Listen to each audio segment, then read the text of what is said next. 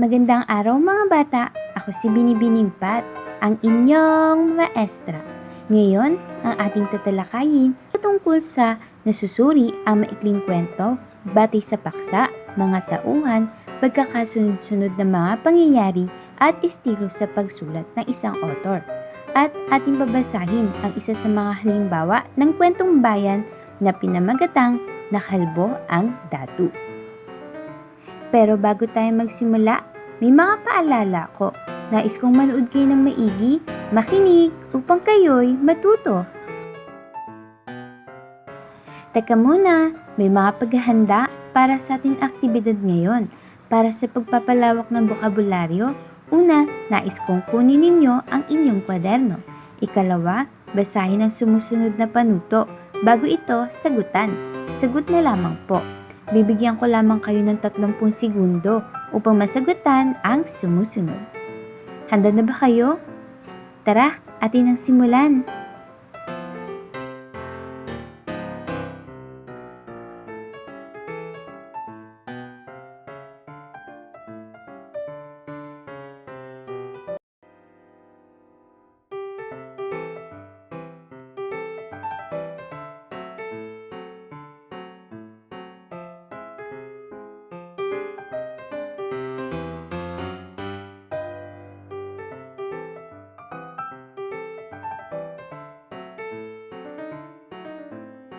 Bago tayo dumako sa ating talakayan, halina't magkaroon muna tayo ng balik-tanaw sa ating tinalakay.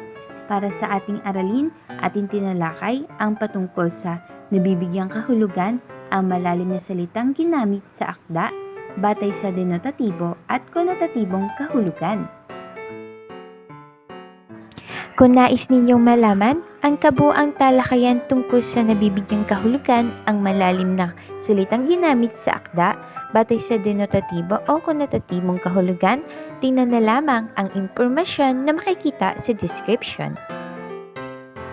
Alam niyo ba mga bata, ang mga bansa sa Timog Silangang Asya noong ika-20 siglo ay nagsimulang sumulat ng mga makasaysayang fiksyon tungkol sa kapaligiran, katutubong kultura at ritual. Mababasa rin sa kanilang mga panintikan ang mga pagpapahayag ng damdamin, pakikipagtunggali sa buhay at kung paano maging mabuting mamamayan ng bansa. Ang kasaysayan ng maikling kwento sa panitikan ay masasabing bunga ng banayad na pagmumulat ng mga mata hanggang sa ito'y maging ganap na kamaliyang pampanitikan sa buhay ng mga manunulat at ng mga tagapagtangkilik na mambabasa. Hindi nagpahuli ang Asya sa pagpapakilala ng kani-kanilang kultura, pinagmulan ng lahi at iba pa. Naging instrumento ang maikling kwento upang maipaalam ang nasabing mga bagay. Sa Timog Silangang Asya ay naging bahagi ng kaalaman sa pagsulat ng iba't ibang aktang pampanitikan tulad ng maikling kwento. Ipinapaunawa ng mga bansang bumubuo nito ang mga karanasan at pagpapahalagang kultura ng iba't ibang uri ng tao sa nasabing bahagi ng Asya. Halina't sulyapan natin ang ilang mga pangyayari kung paano nagkaroon ng maikling kwento ang ilang bahagi ng Asya. Ang una ay ang Pilipinas. Ang unang kwento ng mga katutubong Pilipino ay ang Alamat at Kwentong Bayan. Samantala, sa Cambodia, nagsimula ang kwento ng mga mito at alamat na naipon sa pamamagitan ng salindila. Karamihan nito ay ang mga kwento tungkol sa mga naunang buhay ni Buddha at mga epiko mula sa India. Ang bansang Singapore na namayani ang disiplina ang pinagsimulan ng mga kwento nila na nakabatay sa mga aral ni Confucius. Naging paksa rin nila ang kanilang kwento kung paano naging unti-unting umunlad ang kanilang bansa sa pakikiisa ng mga mamamayan. Nagsimula naman ang mga kwento ng bansang Vietnam ng napakamadamdamin. Hindi kailan na ang bansang ito ay saksi sa iba't ibang digmaan. Ang pinakatanyag dito ay ang Vietnam War. Sa Burma na ngayon ay Myanmar, payak ang estilo ng mga kwento. Ang karaniwang paksa ng mga kwento ay tungkol sa Budhismo na dominanteng relihiyon na na nasabing bansa at ang pagtatamo nila ng demokrasya. Sa bansang Brunei naman ay namamayani ang paksa ng mga kwento ay ang pangkagandahang asal at ang pagpapahalaga ng kanilang ekonomiya na totoong napakaganda sapagkat napakayaman ang bansang ito. At ang dalawa sa panghuli ay ang Indonesia at Malaysia. Nagsimula ang mga kwento sa alamat at etiko. So sa pagsulat ng iba't ibang mga aktang pampanitikan sa Timog Silangang Asya, lalo na ang mga maikling kwento, buong husay na ginagamit na paksa ang mga manunulat ang tungkol sa mga nangyayaring pananakop, mga suliraning panlipunan, pagpapaunlad sa ekonomiya at ang pagpapakilala ng kultura na nakagisna ng bawat bansa na nasabing rehiyon. Isama pa ang pagpapayaman nito.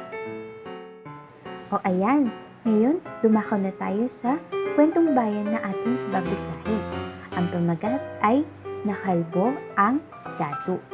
Tara, simulan na natin. May isang datu na tumandang binata dahil sa paglilingkod sa kanyang mga nasasakupan. Lagi siyang abala sa pamamahala ng kanilang pook. Nalimutan ng datu ang mag-asawa. Siya ay pinayuhan ng matatandang tagapayo na kinakailangan niyang mag-asawa upang magkaroon siya ng anak na magiging tagapagmana niya. Sa simula ay napilitang mamili ang datu na kakasamahin niya habang buhay. Naging pihikan ang datu dahil sa dami ng magagandang dilag sa pinamumunuang pamayanan. Sa tulong ng matiyagang pagpapayo ng matatandang bumuo ng konseho, natuto ring umibig ang datu. Ngunit hindi lamang iisang dilag ang napili ng datu, kundi 2 dalagang magaganda na ay mababait pa. Dahil sa wala siyang itulak kabigin kung sino sa dalawa ang higit niyang mahal, kaya pinakasalan niya ang 2 dalaga. Ang isa sa 2 pinakasalan ng datu ay si Hasmin. Siya ay batang-bata at napakalambing. Kahit na matanda na ang datu, mahal ni Hasmin ang asawa. Mahal na mahal din siya ng datu, kaya ipinagkaloob sa kanya ang bawat hiling niya. Dahil sa pagmamahal sa matandang datu, umisip si Hasmin ng paraan upang magmukhang bata ang asawa. Bubunutin ko ang mapuputing buhok ni datu. Sa ganito, magmumukhang kasing gulang ko lamang siya. Ganoon nga ang ginawa ni Hasmin. Sa tuwing mamamahinga ang datu, binubunutan ni Hasmin ng puting buhok ang asawa. Dahil dito, madaling nakakatulog ang datu at napakahimbing pa. Mahal din ng datu si Farida, ang isa pa niyang asawa. Maganda at mabait si Farida, ngunit kasing tanda niya ang datu. Tuwang-tuwa si Farida kapag nakikita ang mga puting buhok ng datu. Kahit maganda siya, ayaw niyang magmukhang matanda. Tuwing tanghali, sinusuklayan ni Farida ang datu. Kapag tulog na ang datu, palihim niyang binubunot ang itim na buhok ng asawa. Dahil sa pinakikitang pagmamahal ng dalawa sa asawa, siyang-siya sa buhay ang datu. Maligayang maligaya ang datu at pinagsisihan niya kung bakit di kaagad siya nakapag-asawa. Ngunit, gayon na lamang ang kanyang pagkabigla nang minsan manalamin siya. Hindi niya nakilala ang kanyang sarili. Kalbo! Kalbo! Ako! Sigaw ng datu. Sa huli ay nakalbo ang datu dahil sa pagmamahal ni Hasmin at ni Farida. Wakas. Sagutan natin ang unang katanungan, ano ang ibig ipahiwatig na akdang binasa? Maaari niyo bang ibahagi ang inyong sagot? Tama, napakahusay. Salamat sa inyong pagbahagi.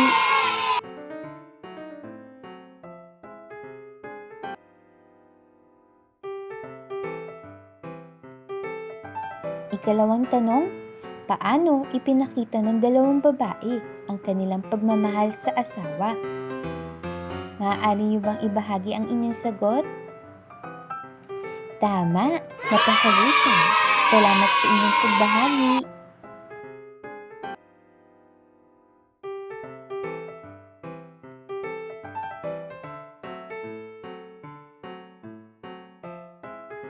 Ikatlong katanungan, sa inyong palagay, ano kaya ang susunod na mangyayari sa buhay ng dato sa piling ng kanyang mga asawa? Maaari niyo bang ibahagi? Tama, napakahusay. Salamat sa inyong pagbahagi.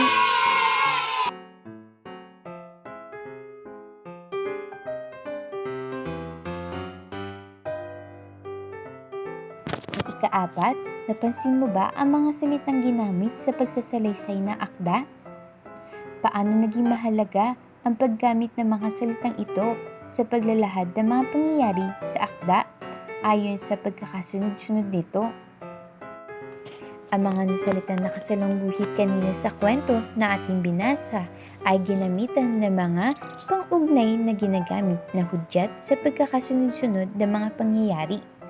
Sa pagsasalaysay ng isang kwento, mahalaga na mailahad ang mga pangyayari na naayon sa pagkakasunod-sunod nito. Karaniwang ginagamit ang mga pang-ugnay na isang araw, samantala, maya-maya, walang ano-ano, hindi nagtagal at iba pa.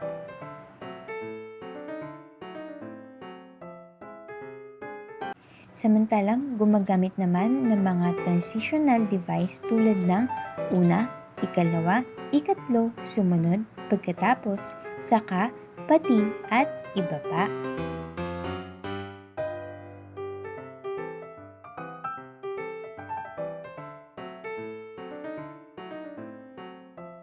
Mayroong mga bahagi ng panghay. Ito yung simula, gitna, at wakas.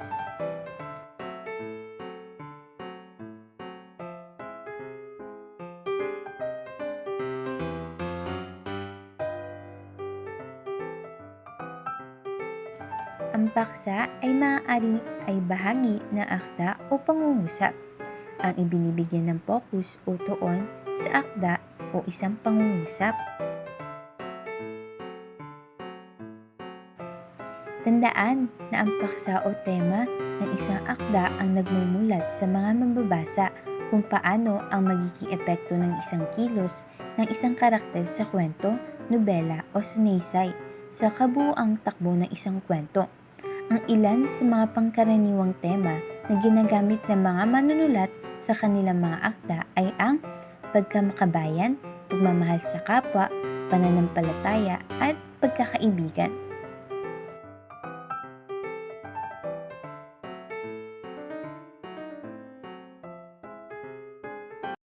Ngayon, dumako na tayo sa tauhan. Ito yung likha ng isang manunulat sa kanyang kwento. At maaaring iba-iba ang pangunahing tauhan. Pwedeng hayop, tao, lalaki man o babae.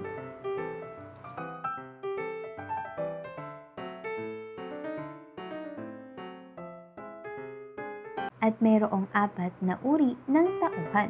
Ito yung bilog, lapad, protagonista at antagonista.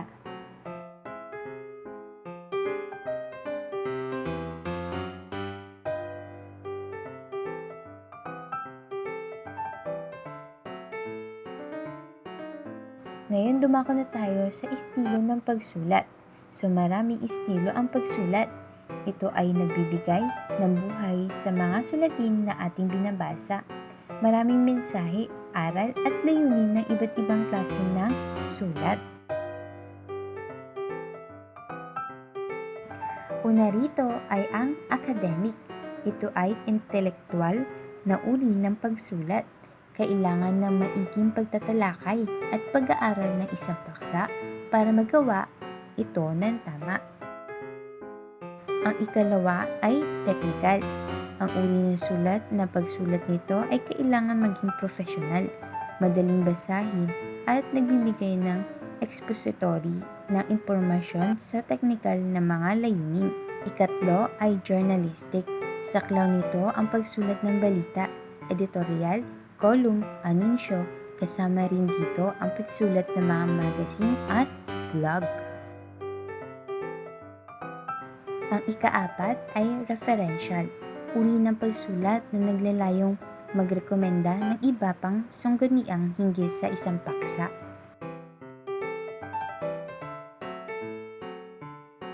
Ika-5 naman ay ang professional, uri ng pagsulat na nakatuon sa exclusive na isang tiyak na propesyon. At ang panghuli ay malikhain. Ito ay isang masining na uri ng pagsulat. Nakasentro dito ang imahinasyon ng manunulat. Kahit anong damdaming, opinyon o imahinasyon ng isang akda ay maaaring isulat. O ayan, naunawaan niyo ba ang ating tinalakay ngayon? Magiling! Upang masubok ang iyong kaalaman, halina't subukan natin ang maikling pagsusulit. Mga paghahanda para sa ating pagsusulit.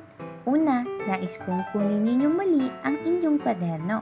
Ikalawa, basahin muna ang panuto. Bago ito, sagutan. Sagot na lamang po. Bibigyan ko lamang kayo ng 1 minuto upang masagutan ang sumusunod. Handa na ba kayo? Tara, atin ang simulan!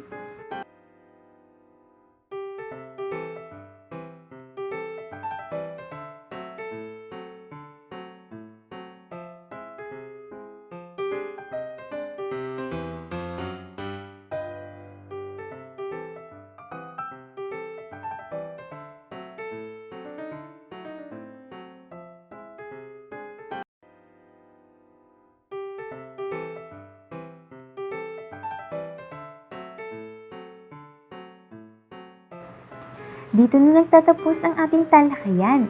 Muli, ako si Binibining Pat, ang inyong maestra. Hanggang sa muli mga